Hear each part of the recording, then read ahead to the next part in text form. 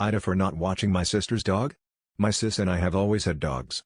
These days, she has a dog Bud that I spending time with.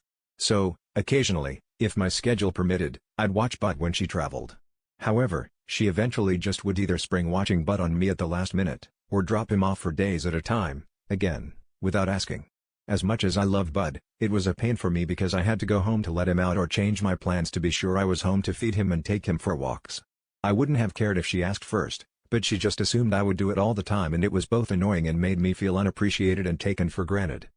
A few years later, I married and settled down. My husband and I adopted a dog, Daisy. Daisy was a sweet pound pup with one flaw: she hated other dogs. So, having Bud at my house for any length of time was a no-go, and my sister even got mad at me saying I purposely adopted Daisy so I wouldn't have to care for Bud anymore.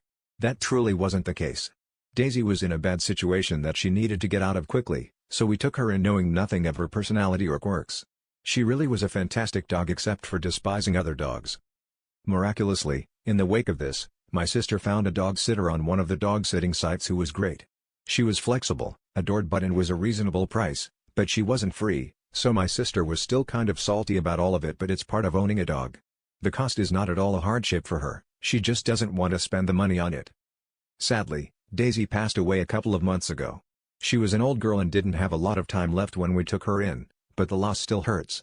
Well, my sister has already asked if my husband and I will watch Bud this summer when she goes away in June.